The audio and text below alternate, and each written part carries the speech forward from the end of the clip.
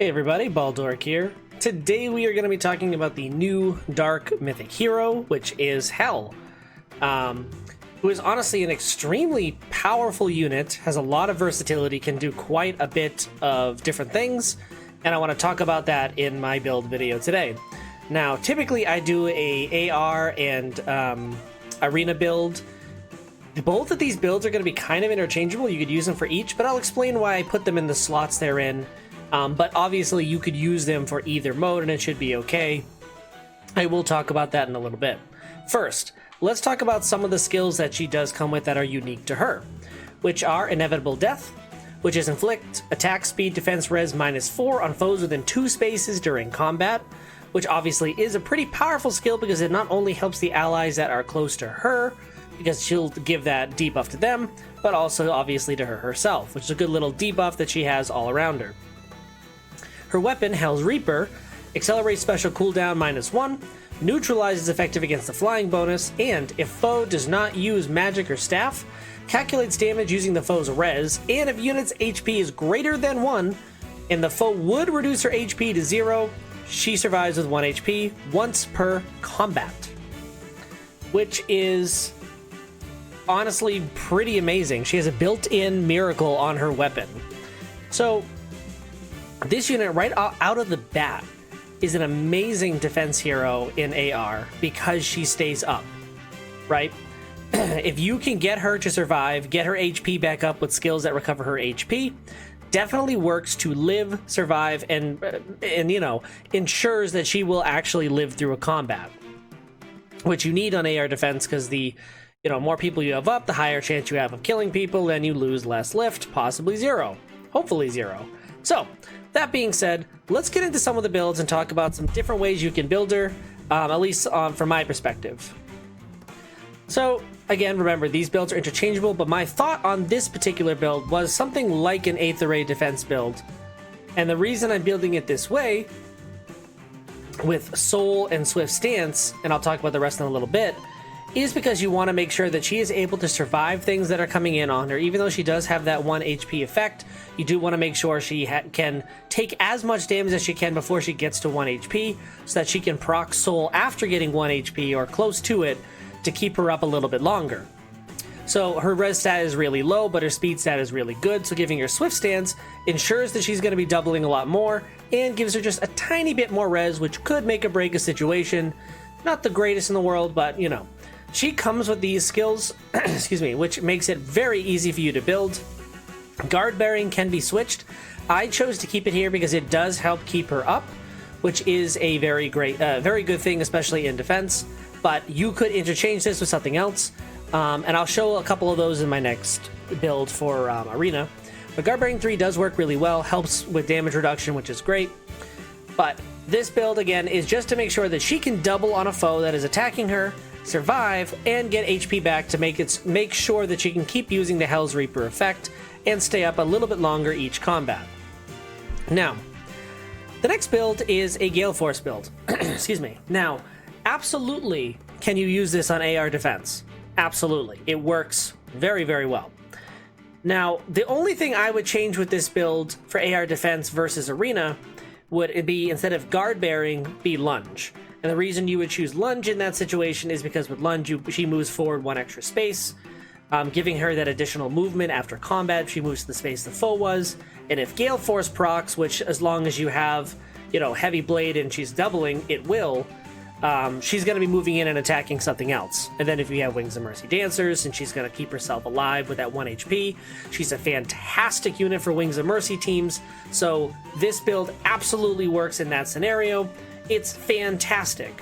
In fact, that's probably the most ideal way to build her for AR defense, is that Gale Force build that I was just talking about. However, the other one is if you're looking for a more tanky build that can be used for multiple reasons. Now, for this Arena build, the reason I chose it this way is because you want to make sure, without a doubt, she survives. Units that die in Arena basically mean you need to surrender if you're going for maximum score. You have to keep everybody alive. So, you don't need lunge, and lunge doesn't score well in Arena. So I gave her the guard bearing because 1, she comes with it, so it's very easy to invest, and 2, it just helps her stay alive.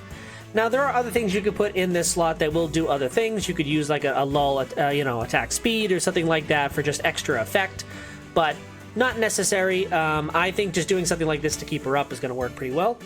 Now, with the combination of Gale Force, attack speed solo, and Heavy Blade, as long as she's by herself, she is going to have an unbelievable stat. She's got 57 speed.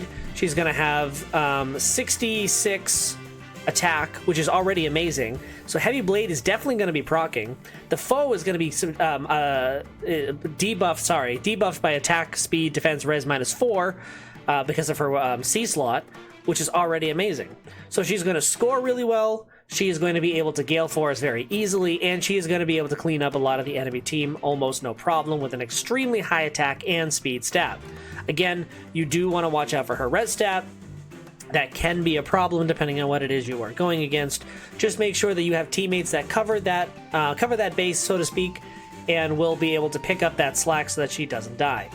Now, again, these two builds are interchangeable. You could use them in either mode, and they will have their uses. The Soul build in Arena won't score as high, but it will keep her up. It'll make her a little bit tankier, and depending on what other units you have on your team, you may not need her to be max score, so it's okay. Just things to keep in mind when building her for either of these modes. Maximize, what you need her to do, and she is extremely versatile. You can use her for a ton of different builds. Just keep in mind that there are multiple ways to do it. Now, let's say you are looking like, okay, what's the ideal one to pull? And if I do pull her, how should I build her? So if you only have one, and you're looking to do something with her, easily, this is a build for her that's very easy to make because it's essentially her base kit with the addition of Noontime, right? I don't think she has Noontime on her already. But anyways, I've made a mistake in videos before with skills units have, so I don't even know anymore. But the rest of the skills for sure are on her kit other than reposition maybe. So it's extremely easy to build this. Heavy Blade 3, all you need is to have the coins to have that. Very easy to build, tanky, well not super tanky because of her res stat, but decent enough where she will survive because of guard bearing and her weapon. So you could throw her into a defense team in the Dark Season and she's going to do all right. Not amazing, but all right. And if you just need that lift reduction and you don't have merged up dark mythics, then she's perfect to throw in there. Especially if you get multiple copies of her and you merge her up, she's going to be doing a fantastic job. Just try to go for either attack or speed IVs, preferably speed because her speed set is fantastic and you do want her doubling. Doubling makes it so that she can definitely Gale Force if you're running Gale Force, and it makes sure that you are getting Soul off like all the time if you're running Soul.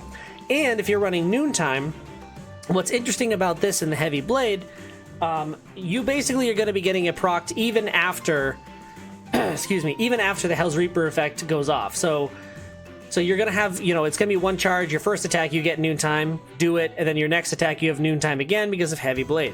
So it's going to work out pretty good. You're going to have a constant Noontime basically all the time. And it just makes that she can self-heal, which keeps her Hell's Reaper effect. I think I said Blade, but I meant Reaper. Hell's Reaper effect is going to continue because her HP will be above 1, obviously. So it's going to work out pretty good. That being said, that pretty much covers this unit. I do want to say, extremely versatile unit. Pull for her if you are thinking about pulling on this banner. It's a great banner, especially the green pool is fantastic. A lot of good units in this green pool that I for one am definitely going to be pulling on. So I would recommend it if you are looking to do so. Again though, thank you so much for watching this video. I hope you enjoyed it. If you liked it, consider subscribing. I'm going to be putting out more videos just like this one in the future. Anytime we get a new hero, I put out a video on them, giving my build thoughts on the builds. If you want to keep up to date with some of the stuff that I'm doing, some of the units I'm building, or my thoughts in general, consider following my Twitter. I also retweet pretty much everything in Fire Emblem Heroes, so if you want to keep up with that and you don't follow their Twitter, you can just follow me, I guess.